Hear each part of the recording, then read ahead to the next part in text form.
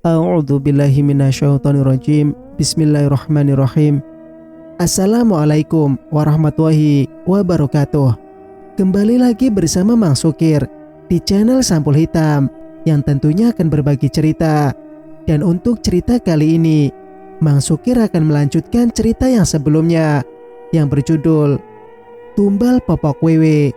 Cerita ini ditulis oleh R. Nurlela.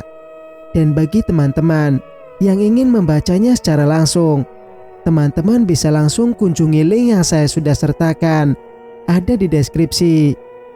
Dan tak usah berlama-lama, mari kita ke ceritanya. Selamat mendengarkan. Rumah Bu Sadikin masih ramai. Gema orang mengaji dari ruang depan terdengar hingga halaman. Bu RT masih ada di sana, duduk di teras bersama Bu Sadikin dan Mbak Kar. "Bagaimana, Bu?" tanya Mbak Novi. Mereka menggeleng. Baju Fatur yang ditemukan tergenggam erat di pelukan Bu Sadikin. Kaos hijau itu terlihat basah dan koyak. "Polisi sedang membawa potongan baju Fatur ke sekitar kali. Anjing pelacak pun ditambah 1. Terang Bu RT. "Astagfirullah," desisku mengusap dada. Teringat pertemuan terakhir kami. Fatur dalam kondisi mental tidak baik-baik saja. Apa ia memang kabur karena itu? Namun, kabur kemana? Mas Rama pulang bersama 4 orang lelaki. Melihatku ada di rumah Bu Sadikin, ia pun mengajak pulang. "Kita tunggu kabar dari polisi saja. Mas mau istirahat dulu. Ayo," ajak Mas Rama. Aku pun terpaksa mengikutinya. Mbak Novi masih tinggal bersama Mbak Kar. Mereka pun pamit ke dapur untuk membantu yang lain menyiapkan air minum.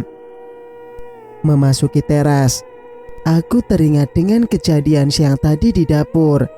Akan kutunjukkan bahwa ada orang yang menyusup masuk. Entah mencari apa. "Mas, tadi kamu gak ngunci pintu dapur ya?" tanyaku. "Entah dek, lupa." "Kenapa?" Mas Rama membukakan pintu. "Tadi ada yang masuk rumah kita. Dapur berantakan. Belum ku bersihkan biar kamu percaya," paparku. "Ah, yang bener dek. Buat apa orang masuk rumah kita?"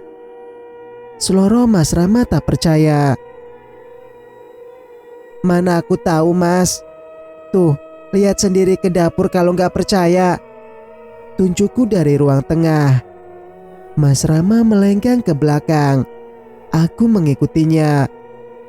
Namun, mataku terbelalak. Semua terlihat rapi. Tidak seperti siang tadi. "Dek, kamu bercanda ya? Mas lagi capek ini," tuduh Mas Rama. Aku terdiam. Mataku lebih tertuju pada lantai bersih tanpa sedikit pun kotoran daripada ke Mas Rama yang mendecak kesal. Mas Rama pun melanjutkan langkah ke dapur. Sementara aku membawa bening ke kamar. Selama beberapa saat, aku hanya bergeming di atas ranjang. Pikiranku masih berputar dengan kejadian tadi siang.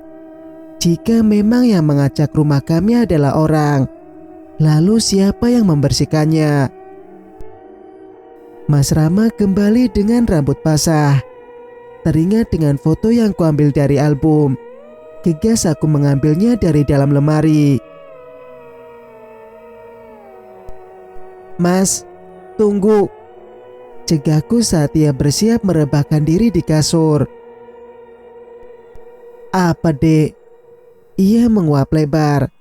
Aku membuka lemari dan mengulurkan foto itu padanya. "Apa Mas tahu orang-orang di dalam foto itu?" Mas Rama mengerutkan dahi. "Entahlah. Memangnya kamu dapat ini dari mana? Ia malah balik bertanya. Itu gak sengaja nemu di gudang, sahutku lirih. Gudang? Mas Rama kembali menekuni kertas di tangannya. Aku mengangguk. Yang ini, kalau gak salah mirip Mbah Buyut, Mbah Santoso. Gumam Mas Rama. Apa mas? Tanyaku kurang jelas. Ya gak tahu dek. Mungkin itu salah satu leluhur mas dulu. Bisa jadi Mbak Canggah, sahut Mas Rama. Ia pun mengembalikan foto itu padaku. Aku terdiam, menatap Mas Rama yang menghempaskan tubuh lalu memejamkan mata. Mbah Canggah, jika benar demikian, itu artinya yang kulihat memang bukan manusia. Apakah jin? Kenapa ia muncul di rumah ini? Berbagai pertanyaan pun memenuhi benakku. Hingga menjelang maghrib, Mas Rama belum juga bangun. Aku kesulitan membangunkannya karena ia tidur sangat lelap. Sambil menunggu azan, kurapikan baju-baju lemari yang mulai berantakan. Saat itulah aku menemukan sekotak peti hitam kecil tanpa kunci. Dengan mudah kubuka pengaitnya. Mataku membelalak melihat tumpukan uang merah yang sangat tebal. Apa ini tabungan Mas Rama untuk membeli motor? Selaris apa dagangan kami? Hingga dalam waktu sebulan bisa terkumpul sebanyak ini. Aku gegas mengembalikan peti tersebut karena mendengar ketukan pintu depan. Melihat waktu yang sudah terlalu senja, membuatku ragu hendak membukakan pintu. Namun, teringat dengan fatur yang hilang. Aku khawatir itu seseorang yang akan memberi kabar. Jadi, kupaksa langkah menuju ruang depan dan mengintip dari balik tirai sebelum membuka pintu. Terlihat seorang lelaki asing berkumis hitam melintang, mengenakan jaket jeans dan celana serupa. Ia mondar-mandir di teras. Sesekali menatap pintu hingga akhirnya pandangan kami bertemu. Merasa tidak enak, aku pun membuka sedikit pintu dan bertanya apa keperluannya. Maaf ya pak, ada perlu apa sore-sore begini? Tanyaku waspada. Perkenalkan, saya Junedi, biasa dipanggil Pak Edi. Apa suami ibu di rumah? Ia memperkenalkan diri dan menanyakan Mas Rama. Ada, tapi sudah mau maghrib. Kami tidak menerima tamu, tukasku. Baiklah, kalau begitu saya hanya ingin menawarkan sesuatu yang menarik. Saya ingin membeli benda yang ada di rumah ini senilai 50 juta. Tandasnya. Aku tercekat. 50 juta. Benda apa yang ia maksud? Maaf, tapi kami tidak menjual apapun, tegasku. Memang bukan Anda, tapi mungkin suami Anda. Pak Edi tersenyum aneh. Aku makin merapatkan pintu. Tidak dijual, sahut Mas Rama yang tiba-tiba sudah ada di belakangku. Aku kaget, tetapi tidak dengan Pak Edi yang tertawa lirih. Bagaimana kalau 70 juta? Tawar Pak Edi menaikkan alis. Mas Rama maju dan menatap Pak Edi sengit. Pergilah, sebelum saya pakai kekerasan, tandasnya. Kutata punggung Mas Rama yang menegang. Tidak biasanya suamiku begitu kasar terhadap orang. Apa Pak Edi ini memang bukan orang baik-baik? Pak Edi pun berbalik badan setelah sebelumnya memberikan wajah masam. Ia menatap Mas Rama sekali lagi, lalu menoleh ke bawah pohon rambutan. "Oh, sudah menikah?" gumamnya dengan nada mengejek. Aku melihat ke arah pandang Pak Edi. Tidak ada siapapun, kecuali teras rumah Mbak Ayu yang remang-remang. Siapa yang ia maksud sudah menikah? Mas Rama atau Mbak Ayu? Mas Rama menghalauku masuk. Ia mengunci pintu sambil mengomel entah.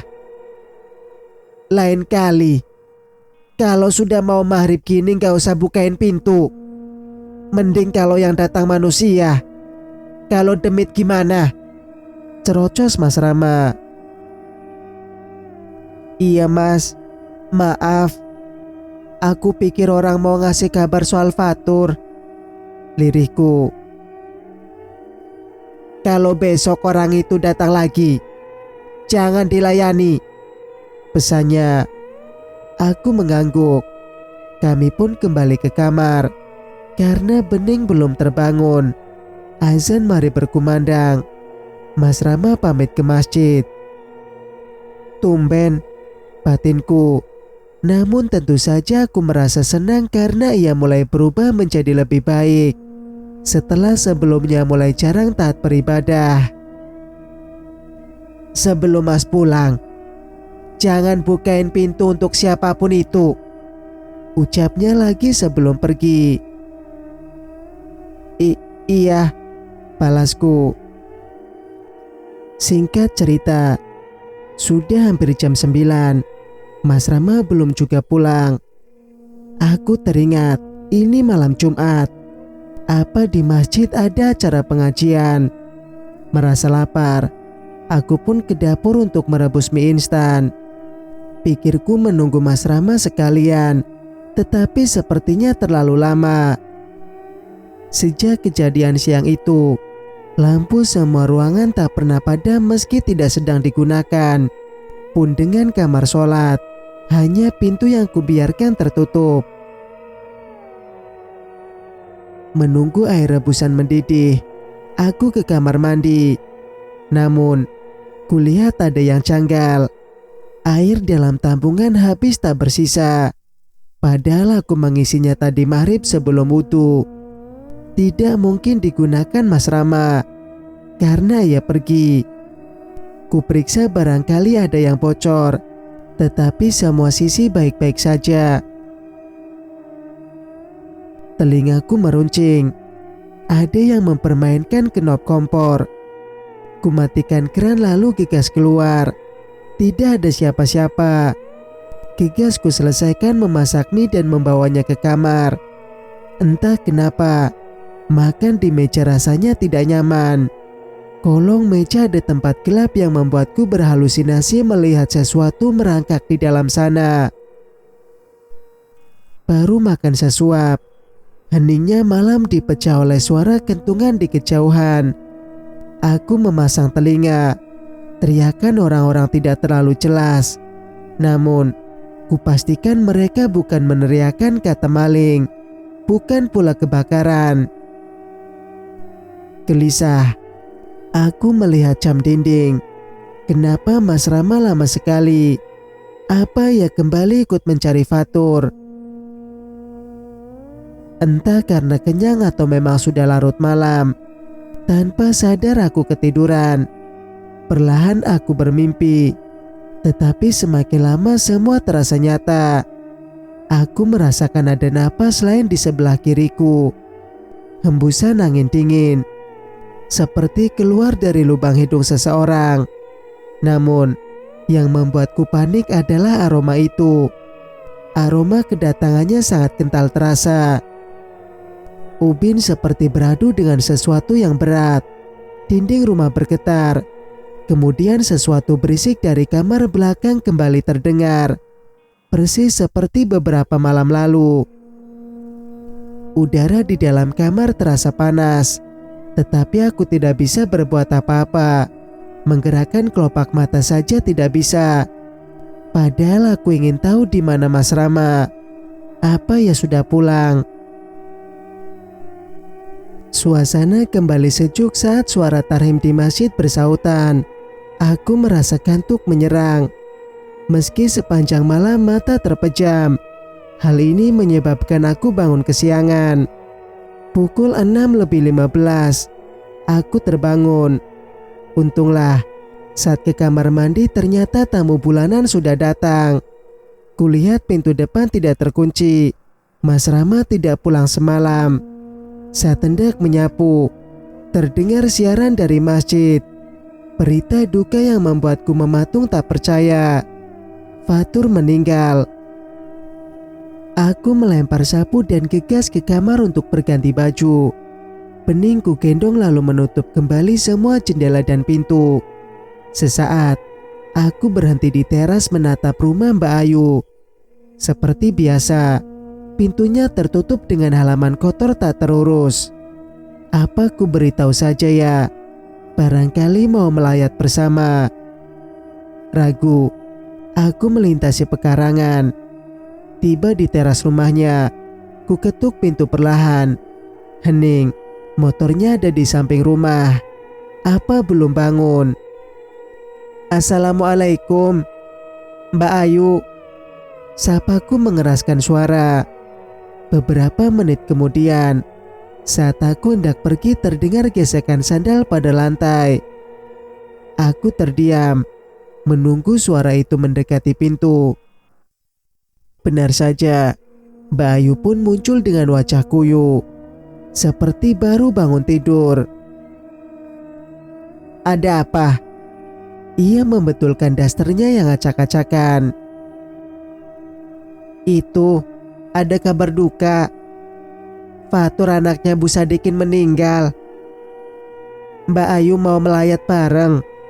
Tanyaku. Iya, nanti. Mbak Nuni duluan saja.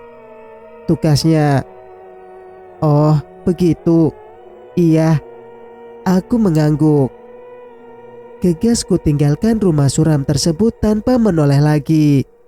Angin berembus dari arah belakang, mengantarkan aroma busuk, seperti bau bangkai. Aku menutup hidung.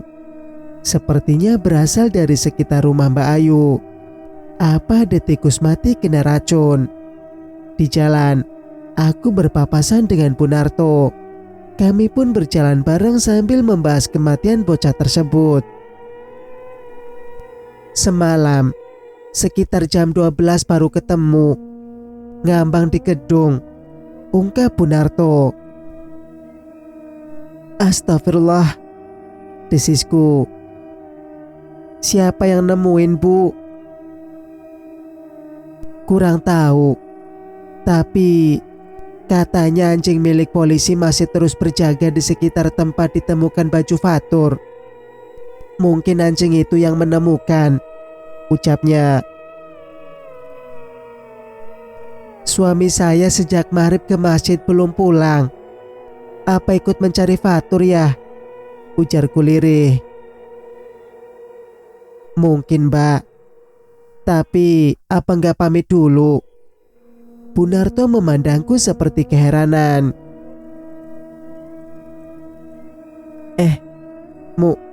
Mungkin semalam pulang, tapi saya tidur awal, jelasku. Kami terdiam karena sudah dekat dengan rumah Bu Sadikin. Tenda biru dipasang, kursi plastik ditata sepanjang jalan dan halaman.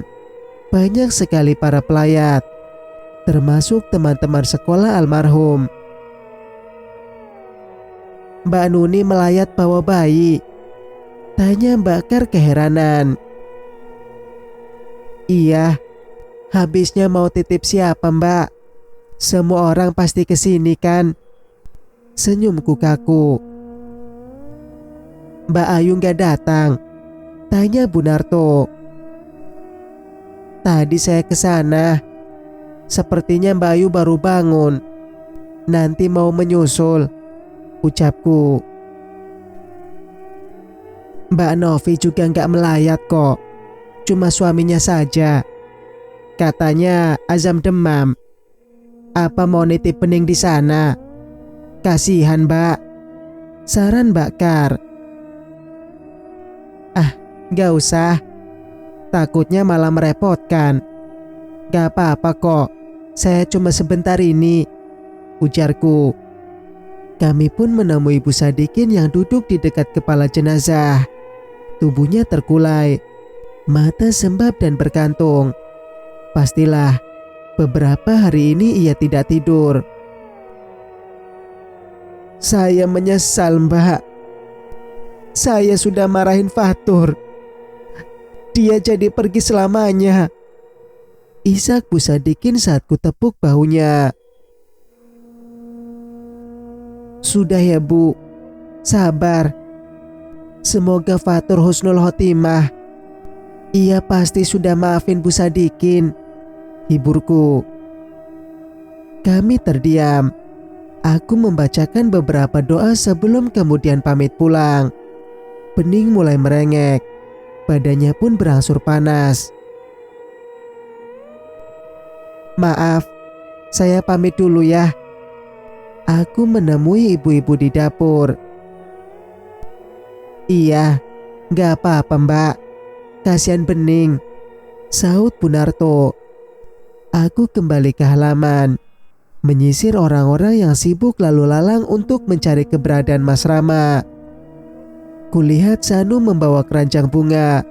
Aku pun menghampirinya. San, kamu lihat Mas Rama?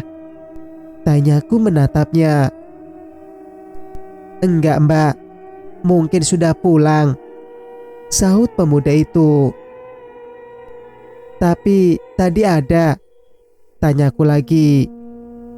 Iya, ada. Semalam jam 11 ikut ke Kalibendo, nyari Fatur. Kenapa Mbak? Sanu menggulung ke mejanya.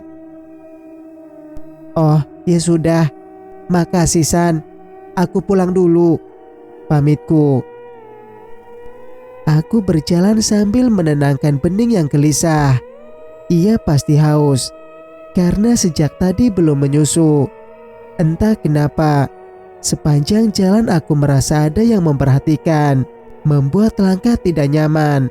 Namun, kulihat di sekitar tidak ada siapa-siapa. Hampir semua warga berkumpul di rumah Bu Sadikin. Saat di perempatan, sebuah sepeda motor terdengar melaju pelan, seperti sengaja mengikutiku. Gelisah, ku tengok siapa gerangan. Seorang lelaki yang belum lama bertandang, terlihat mengulas senyum. Ternyata benar, istrinya Rama, ucap Pak Edi menghampiri. Ia mematikan mesin motornya. Mau apa Anda? Tegasku memeluk Bening erat. Jangan khawatir, saya bukan orang jahat. Saya yang menawarkan harga tinggi untuk barang yang dimiliki suami Anda, tuturnya. Aku membeliakan mata. Barang? Dari kemarin Anda membicarakan barang yang saya sendiri tidak tahu, ketusku. Wah, jadi Anda benar-benar tidak tahu. Pak Edi mengerutkan dahi. Kalau saya tahu, tidak mungkin bertanya, tandasku. Baiklah, jadi saya ingin membeli, ucap Pak Edi terpotong oleh sebuah motor yang melaju ke arah kami. Aku kaget melihat siapa pengendaranya, Mas Hilmi. Saya pulang dulu, urusan Anda dengan suami saya bukan, ucapku, meninggalkan ia yang bergeming. Tunggu, jika Anda bisa membujuk Rama, saya beri imbalan lebih, rayunya. Imbalan? Sebelum itu, katakan barang apa yang Anda maksud, tegasku tanpa menoleh. Ini, mungkin Anda pernah melihatnya. Pak Edi menunjukkan selembar kain putih kumal beraroma aneh. Bau itu langsung tercium karena jarak kami hanya beberapa langkah saja. Aku terhenyak. Kain itu sangat mirip dengan yang kutemui di tumpukan baju kala itu. Bahkan benda yang sama dengan kain lap Mas Rama. Kain itu... Aku sedikit memajukan tubuh. Benar ada kan? Pak Edi berbinar. Suara klakson memekakan telinga. Mas Hilmi yang mengenakan peci dan baju batik berbalik lalu berhenti di antara kami. Sepertinya tadi ia hendak melayat. Namun, tahu dari mana kalau ada yang meninggal? Apa ia masih ada hubungan saudara dengan Bu Sadikin? Kamu gak pulang? Malah berduaan dengan orang asing di jalan, ucap Mas Hilmi melirik Pak Edi. Anda ini siapa ya? Pak Edi merengut tidak senang. Maaf, saya memang harus pulang. Pamitku setengah berlari meninggalkan dua orang lelaki tersebut. Langkahku terasa berat. Entah kenapa, kain itu kembali terbayang di pelupuk mata. Untuk apa Pak Edi mencarinya? Tahu dari mana ia soal kain sejenis ada pada Mas Rama? Aku mengatur nafas yang tersengal. Tak terasa kaki sudah menginjak halaman. Tangis bening melengking. Ia benar-benar kehausan. Kulihat pintu tidak terkunci. Apa Mas Rama di rumah? Singkat cerita, aku membereskan piring bekas kami makan dalam diam. Mas Rama menyesap tehnya perlahan. Saat makan tadi, aku kembali menanyakan perihal benda yang ditawar Pak Edi dengan harga fantastis. Kain putih kumal yang kupastikan benda tak biasa. Dek, panggil Mas Rama. Sahutku. Memang benar kain itu pernah ada di kita. Kamu ingatkan, Mas pernah membuangnya ke Kali Bendo. Kamu yang menyuruh dan Mas lakuin, bebernya. Lalu, kenapa Pak Edi masih menanyakan itu? Sergahku. Mana Mas tahu? Mungkin ia pikir masih menyimpannya, sahut Mas Rama. Aku gak tahu Mas. Lirikku berlalu. Usai pekerjaan rumah, aku kembali ke kamar dan bermain dengan pening. Mas Rama pamit ke kota mengecek kondisi kios, meski belum buka. Jangan keluar rumah ya dek. Kalau orang itu datang lagi, tidak usah dibukakan pintu, pesan Mas Rama. Aku hanya mengangguk. Dari jendela, kulihat rumah suram. Satu-satunya tetangga terdekat kami. Andai Mbak Ayu seperti yang lain, mungkin aku bisa main ke rumahnya untuk menghibur diri. Tiba-tiba, aku teringat beberapa hari ini Mas Barga tidak terlihat. Sementara mobilnya ada di garasi. Kemana suami Mbak Ayu tersebut? Merasa aneh, aku melongokkan wajah ke jendela, mencoba mengamati sekeliling rumah Mbak Ayu dan memasang telinga. Barangkali ada suara orang bercakap. Nihil, hanya gemerisik angin yang mengantarkan bau tak sedap bau bangkai. Hanya gemerisik angin yang mengantarkan bau tak sedap bau bangkai. Tengkuku meremang. Entah kenapa, bau itu mengganggu pikiran. Masa Mbak Ayu tidak terganggu dengan aroma sedemikian menyengat, padahal arahnya dari rumah dia. Aku menimbang sejenak, sebelum kemudian memutuskan untuk pergi memeriksa. Barangkali Mbak Ayu masih di rumah. Kita bisa bersama-sama mencari sumber bau. Kugendong bening dengan erat. Aku pun keluar lewat pintu dapur dan langsung menuju halaman samping rumah Mbak Ayu. Bau busuk makin tajam, lebih menyengat dari saat pagi tadi. "Mbak Ayu," panggilku. Hening. Aku memutar ke depan. "Mbak, ada di rumah enggak?" Masih tidak ada jawaban. Aku pun naik ke teras dan kembali memanggilnya dari sana. Karena sepi, ku coba mengintip ke dalam lewat jendela kaca. Ruang terlihat remang-remang, hanya ventilasi udara yang memasukkan cahaya. Perabotan terlihat kumuh, seperti tidak terjamah. Bahkan ada kursi kayu yang terbalik dengan cuntayan kaki. Allahu Akbar. Aku memekik dan beringsut mundur dengan lutut gemetar. Pemandangan di atas meja ruang tamu terlihat mengerikan. Sesosok tubuh tergantung. Matanya melotot ke arahku dengan lidah terculur panjang.